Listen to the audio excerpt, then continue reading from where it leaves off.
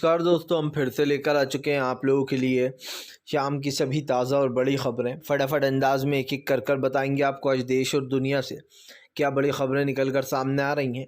लेकिन उससे पहले दोस्तों एक नज़र डालते हैं सुर्खियों पर। प्रधानमंत्री नरेंद्र मोदी के ऊपर जमकर गरजे राहुल गांधी। राहुल बोले देश में सिर्फ नफरत फैलाई जाती है और अंधविश्वास के बल पर बीजेपी सत्ता में।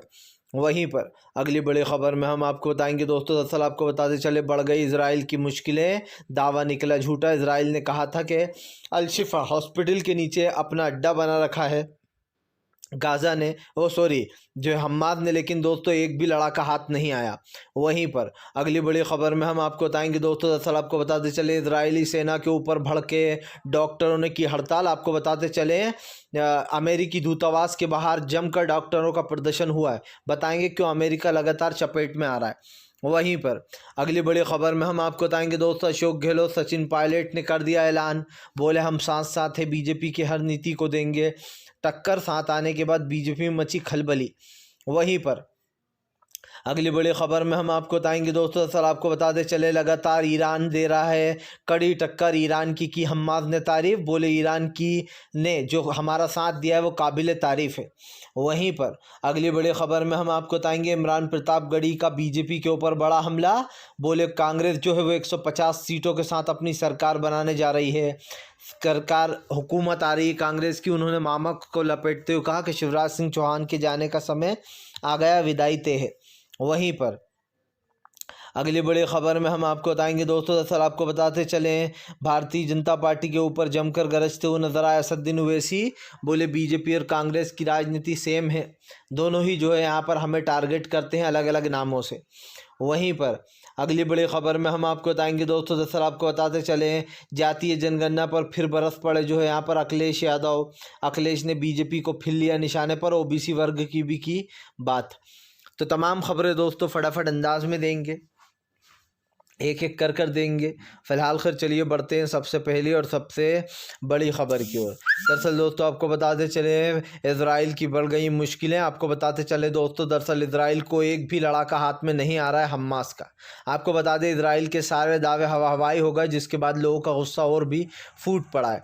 दरअसल इजराइल लगातार ये दावे कर रहा था कि अल-शिफा हॉस्पिटल के नीचे गाज़ा मतलब जो हम्मास के लड़ाके हैं उन्होंने अपना ऑफिस बना रखा है, वो वहीं से सब कुछ ऑपरेट कर रहा है। लेकिन दोस्तों आपको बता दें यही कारण है जो हम्मास के ऊपर एक के बाद इजरायली सेना ने हमला कर दिया था अल-शिफा अस्पताल पर।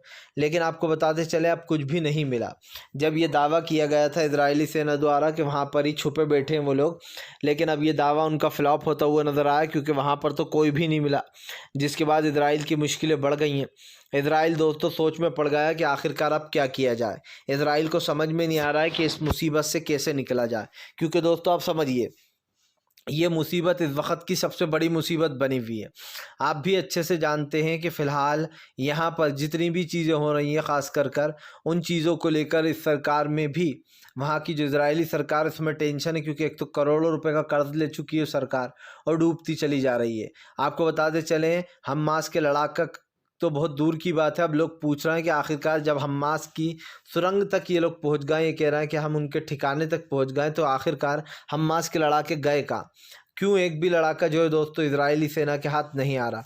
उल्टा आपको बताते चले इजरायली सेना पर हमले हो रहे हैं और एक के बाद एक सैनिक उनके मारे जा रहे हैं। अब लोग सोच में पड़ गए कि आखिरकार हम्मास के लड़ाके हैं कहाँ।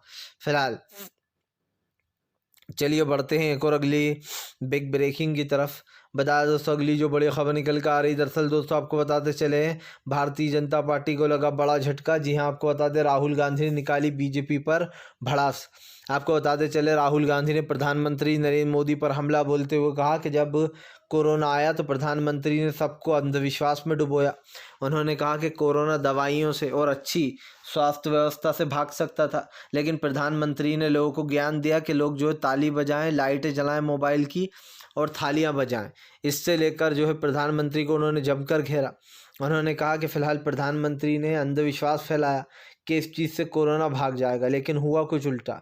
उन्होंने कहा एक के बाद एक जो यहाँ पर मौतें हो गई और इस आंकड़े को भुलाया नहीं जा सकता। यही नहीं, इस आंकड़े को लेकर वो जमकर बरसते हुए भी नजर आए। आपको बताते चले, इससे एक चीज़ तो साफ हो जाती है कि फ़िलहाल आने वाले समय में मुश्किलें जो हैं वो बढ़ने वाली हैं। क्योंकि आपको बता दें दोस्तों, प्रधानमंत्री से लेकर तो बीजेपी के नेताओं तक में ये चीज़ देखने को मिलती ही रहती है।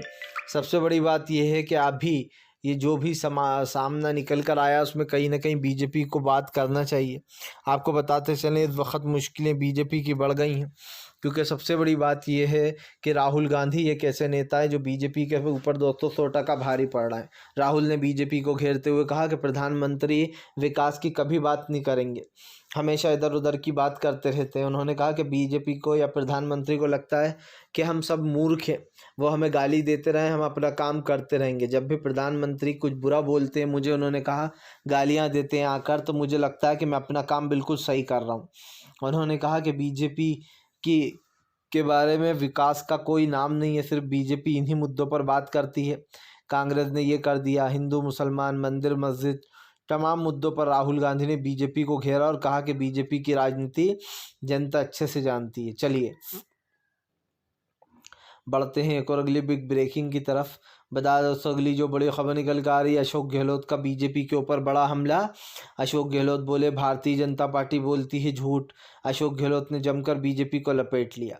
दरअसल दोस्तों आपको बताते चलें, अशोक गहलोत ने बीजेपी को जमकर घेरा। अशोक गहलोत ने कहा कि फ़िलहाल हम सब लोग साथ साथ हैं, बीजेपी तो झूठ फैलाने में लगी रहती है। अशोक गहलोत ने दोस्तों बीजेपी को कहीं ना कहीं लपेटे में ले लिया और अशोक गहलोत का साफ कहना है कि फ़िलहाल सरकार बहुत अच्छे से बनने वाली है। और इसको लेकर उन्होंने कहा कि फ़िलहाल राजस्थान में पहली बार होने जा रहा है जब कांग्रेस दोबारा स्वीप करके जीतेगी यहाँ पर। दरअसल दोस्तों, राजस्थान का रिकॉर्ड रहा है कि हर 5 साल में सरकार बदल जाती है, लेकिन अब की बार जो माहौल बना रखा है राहुल गांधी और ख़ास करके प्रियंका गांधी, इन लोगों ने, इस माहौल को देखकर लोग चौंक गए। क्योंकि आपको बताते चले दोस्तों, सबसे ज़्यादा वोट जो है वो किसको मिलेंगे, ये तय हो जाएगा कि सरकार किसकी बनेगी। इसी को लेकर कहीं ना कहीं वो सरकार पर जमकर भी बरसे और राहुल गांधी ने साफ कह दिया कि फ़िलहाल आने वाले समय में हमारी ही सरकारें बनेंगी। आपको बता दें, मैटर सिर्फ यही नहीं है दोस्तों, ये मैटर दरअसल कुछ और ही चल रहा है। क्योंकि आपको पता है कि अशोक गहलोत ने ये जो बात कही है, जहाँ पर उन्होंने साफ कहा कि पार्टी में कोई कलह नहीं है और सब लोग एक साथ आकर चुनाव लड़ेंगे। अशोक गहलोत ने साफ कहा कि हमारी पार्टी जीत रही है और इससे बीजेपी को डर है। उन्होंने कहा कि सारी पार्टी के सब लोग एक साथ हैं, सारे मतभेद भूलकर, खास करके दोस्तों अशोक गहलोत और सचिन पायलट। क्योंकि राजस्थान का रण बता रहा है कि इस बार कांग्रेस पूरी तरीके से इतिहास को बदलने जा रही है। अब की बार दोबारा भी अशोक गहलोत सत्ता में आते हुए दिखाई दे रहे हैं, क्योंकि उनका कार्यकाल लोगों को बहुत पसंद आया। सबसे बड़ी बात ये, उन्होंने काम अच्छे किए और उन कामों को लेकर लोग उन्हें पसंद कर रहे हैं। यही कारण है जो अब कहीं ना कहीं मुसीबत बढ़ सकती है आने वाले समय में। फ़िलहाल चलिए बढ़ते हैं एक और अगली बिग ब्रेकिंग की तरफ। बता दोस्तों, अगली जो बड़ी खबर निकल कर आ रही, दरअसल दोस्तों आपको बताते चले एक बार फिर से जो यहाँ पर हम्मास और ईरान आए साथ। हम्मास ने ईरान की जमकर तारीफ, ईरान को हम्मास ने एक तरीके से शुक्रिया अदा किया। दरअसल दोस्तों, ये लड़ाई जब से शुरू हुई है, ईरान जो है वो खुलकर हम्मास का साथ दे रहा है, वो छुप कर नहीं, इसलिए उसने ईरान की सराहना की। आपको बताते चलें दोस्तों, ईरान की सराहना करते हुए हम्मास ने कहा कि ईरान ने जो हमारा साथ दिया है उसको हम हमेशा याद रखेंगे। आपको बताते चलें, हम्मास के ने ईरान की तारीफ़ करते हुए कहा कि ये लड़ाई आसान नहीं थी, लेकिन इस लड़ाई को जो है आसान बना दिया गया। आपको बताते चले, हम्मास ने कहा कि ये जंग हम सीधे सीधे जीत रहे हैं। दरअसल हम्मास लगातार ये दावे कर रहा है कि इजराइल उनके सामने पस्त हो रहा है दोस्तों, क्योंकि इजराइल ना उनके सैनिकों तक पहुंच पा रहा है, ना ही वहां तक।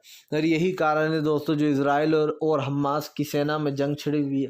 लेकिन सबसे बड़ी बात यह है दोस्तों कि नुकसान सिर्फ इजरायली सेना का ही हो रहा है, क्योंकि हम्मास के लड़ाके इजराइल के कई सैनिकों को लगातार ढेर कर रहा है और इससे उनकी मुश्किलें बढ़ रही हैं। और ये सिर्फ अभी नहीं हो रहा दोस्तों, आने वाले समय में भी आप देखिएगा इसी तरीके से जो यहाँ पर इनका पूरी तरीके से डब्बा गुल होगा। क्योंकि जाहिर सी बात है, अगर आप किसी एक चीज़ पर बहस करते हैं, किसी एक चीज़ पर वो रहते हो, तो कहीं ना कहीं बीजेपी की मुश्किलें बढ़ने वाली हैं। और ये चीज़ साफ़ हो जाती है दोस्तों, क्योंकि आने वाला समय ख़ास करके बीजेपी के लिए सबसे बड़ी मुसीबत बनने वाला है। सॉरी हमास के लिए, इज़राइल के लिए, क्योंकि दोस्तों आपको बताते चले इज़राइल की ये जो जंग है ये हमास के साथ है, और ऐसे में हमास ने कहीं ना कहीं पूरी तरीके से बोलती बंद कर दी है इज़राइल की। और इस वक्त इज़राइल के पास सिर्फ एक ही रास्ता बचा है दोस्तों कि वो पूरी तरीके से डील कर ले, या तो कि ये झगड़ा बंद हो जाएगा, सीज़ फायर, और ख़ास कर तभी हमास इस पर कुछ सोच सकता है। चलिए बढ़ते हैं एक और अगली बिग ब्रेकिंग की तरफ।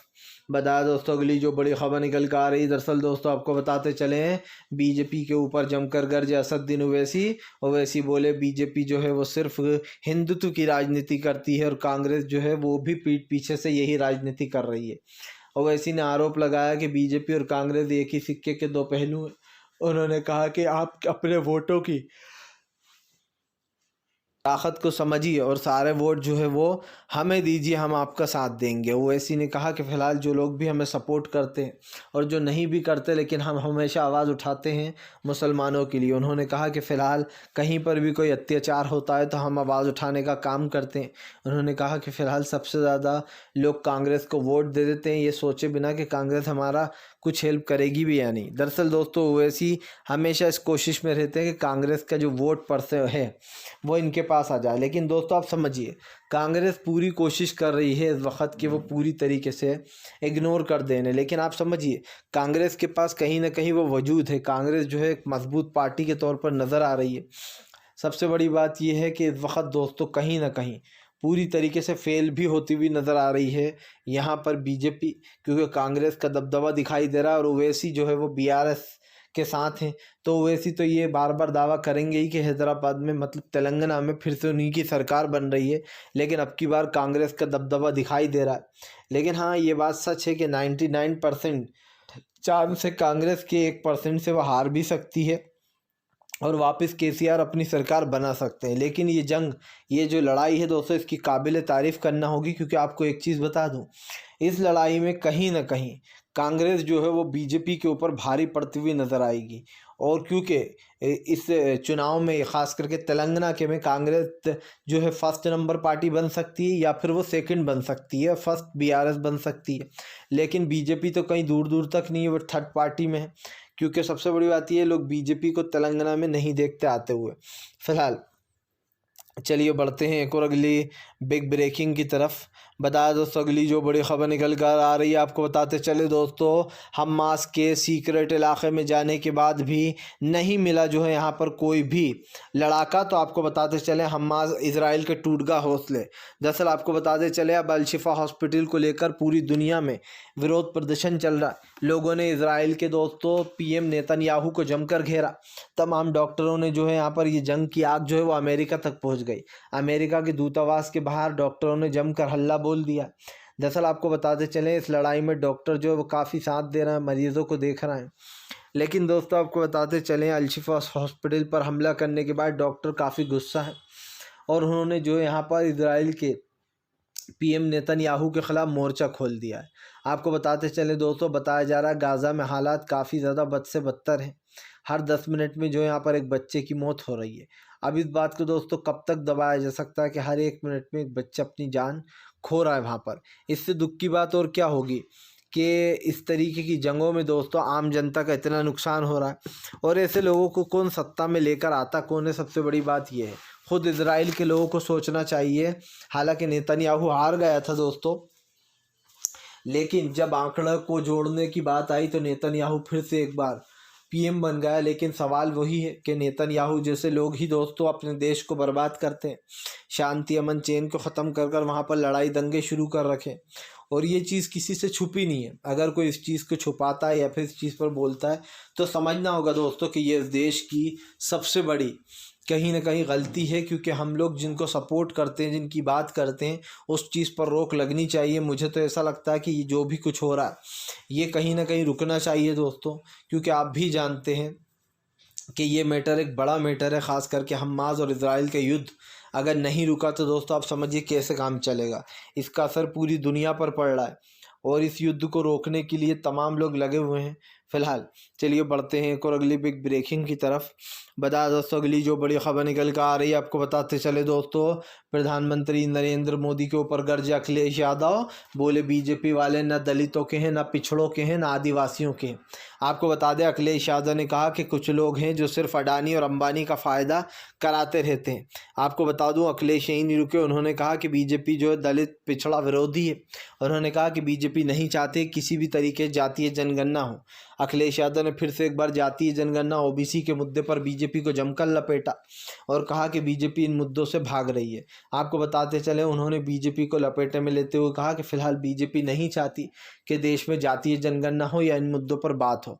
सबसे बड़ी बात यह दोस्तों, जातीय जनगणना को लेकर अखिलेश शुरू से ही बोल रहे हैं कि फ़िलहाल इस मुद्दे पर बात होना चाहिए, लेकिन जातीय जनगणना पर दोस्तों कोई भी बात करने को तैयार नहीं है। ख़ास करके बीजेपी के नेता, ये लोग कास्ट सेंसस से भागते हैं। हमने हमेशा देखा है कि प्रधानमंत्री से लेकर तो बीजेपी के नेता तक इन मुद्दों पर बात ही नहीं करते। मतलब ये मानकर चलिए कि उन्हें कोई मतलब नहीं है देश में किस समाज के कितने लोग रह रहे हैं, वो नहीं चाहते कि जातीय जनगणना हो। इसी चीज़ को लेकर अखिलेश ने कहा कि हम पूरे देश में चाहते हैं कि जातिगत जनगणना हो और लोगों को उनके आंकड़े पता चलें। यही कारण है दोस्तों जो वो जमकर बरसते हुए नजर आए, इसीलिए कहीं ना कहीं उन्होंने जमकर लपेट भी लिया। और सबसे बड़ी बात ये, अगर आप इन मुद्दों पर बात नहीं कर सकते तो आपको कम से कम इसका पता होना चाहिए, और इसीलिए दोस्तों वो उनके ऊपर हमलावर हैं। फिलहाल एक चीज़ तो साफ़ है कि यहाँ पर मुश्किलें दोस्तों बढ़ने वाली हैं, और ये मुश्किलें इतनी ज़्यादा बढ़ जाएंगी बीजेपी के लिए कि बीजेपी अब पूरी तरीके से फेल होती हुई यहाँ पर नज़र आएगी। चलिए बढ़ते हैं एक और अगली बिग ब्रेकिंग की तरफ। बता दोस्तों अगली जो बड़ी खबर निकल कर आ रही है आपको बताते चले दोस्तों, प्रधानमंत्री नरेंद्र मोदी के ऊपर बरस पड़ी जो है यहाँ पर प्रियंका गांधी बोली प्रधानमंत्री को सिर्फ रोना आता है। 56 साल से प्रधानमंत्री लंबे समय से 10 सालों से रो ही रहे हैं, कांग्रेस ने ये कर दिया, कांग्रेस ने वो कर दिया। आपको बता दें प्रियंका गांधी ने कहा कि अब तो प्रधानमंत्री के ऊपर एक फिल्म बन जाना चाहिए मेरे नाम, क्योंकि प्रधानमंत्री लोगों की समस्याएं सुनने नहीं आते, उनको बताने आते हैं कि मुझे क्या समस्या है। दरअसल दोस्तों जब भी कोई प्रचार करने जाता है तो वो जनता की प्रॉब्लमों को सुनता है, उनसे पूछता है आपको क्या प्रॉब्लम है, किस चीज़ पर हमें काम करना चाहिए, आप क्यों इतने परेशान हैं, इस तरीके की चीज़ों को पूछा जाता है। लेकिन दोस्तों यहाँ तो कुछ उल्टा ही चल रहा है, यहाँ तो कुछ और ही चल रहा है। यहाँ पर ये चल रहा है कि प्रधानमंत्री उल्टा वहाँ की जनता को अपने दुख बताने बैठ जाते हैं। कांग्रेस के इस नेता ने मुझे गाली दी, इसने मेरे बारे में बुरा बोला, और आप समझिए जनता भी सर पकड़ कर बैठ जाती होगी कि अरे भैया हम तो ये सुनने आए थे कि आप क्या विकास करोगे, कैसे काम करोगे, लेकिन आप तो जो है यहाँ पर अपना ही वो करने लगे बखान, अपनी ही जो है तारीफों के पुल बांधने लगे। इसी को लेकर कहीं ना कहीं जमकर घेरा गया प्रधानमंत्री को। और प्रियंका गांधी की बात झूठी नहीं है दोस्तों, प्रधानमंत्री ये हमेशा से करते आ रहे हैं। वो जाते हैं और जनता को की मुश्किलें सुनने के बजाय दोस्तों वहाँ पे या तो प्रधानमंत्री कुछ ज्ञान बांटने लगते हैं, या फिर दोस्तों प्रधानमंत्री लोगों को अपना दुखड़ा सुनाने लगते हैं। अच्छा जो सुनने वाला है वो भी बेचारा पकड़ के बैठ जाता होगा सर, उसको भी लगने लगता होगा कि अरे अब तो बस प्रधानमंत्री जी हमारी भी सुन लो ज़रा सी आप। लेकिन प्रधानमंत्री को क्या ही फ़र्क पड़ने वाला है दोस्तों, उनके पास तो सब कुछ है, पैसा है, गाड़ी है, प्लेन है, कपड़े हैं, लेकिन गरीब के पास तो खैर कुछ भी नहीं है। और आने वाले समय में भी बीजेपी ये सपने देख रही है कि जनता उसको वोट देगी। ऐसे लोगों को दोस्तों वोट देकर अपना ही आना होता है, क्योंकि जाहिर सी बात है दोस्तों बीजेपी किसी की नहीं है, ना वो आम जनता की है, ना आपकी है, ना मेरी है। और ये बात आप और हम बखूब जानते हैं, क्योंकि हम लोगों को पता है बीजेपी सिर्फ वोट लेने की राजनीति करती है। हिंदू मुसलमान की राजनीति कर कर वो वोट लेकर भूल जाती है कि उसको उसी जनता ने वोट दिया है जिसमें वो एक तरीके से नफ़रत फैलाने का काम करती है। लेकिन हमारे देश की जनता भी बहुत चालाक है, उसे पता है कब कौन सा दाव चलना है, कब कैसे जो है कहाँ वोट डालना है। और अब जनता जान चुकी है कि बीजेपी वो पार्टी है जो सिर्फ देश में नफ़रत फैला रही है, धर्म के नाम पर, जात के नाम पर लोगों को भिड़वा रही है, भाई को भाई से लड़वा कर बीजेपी सिर्फ अपना उल्लू सीधा कर रही है और किसी का नहीं। और ये नफ़रत दोस्तों कहीं ना कहीं लोगों के दिल में जहर की तरह घोली जा रही है। लेकिन एक चीज़ तो तय है, आने वाले समय में भारतीय जनता पार्टी का सूपड़ा साफ होने वाला है और कांग्रेस की सरकार आएगी 2/3 बहुमत से। यही राजनीति है जहां पर इंसानियत और एक तरीके से ये कह सकते हैं कि जनता का काम भी होना चाहिए। तो दोनों चीज़ों को ध्यान में रखते हुए ये फैसला लिया गया है। वीडियो अच्छा लगे तो लाइक करें, चैनल पर पहली बार आएँ सब्सक्राइब ज़रूर कर लीजिए।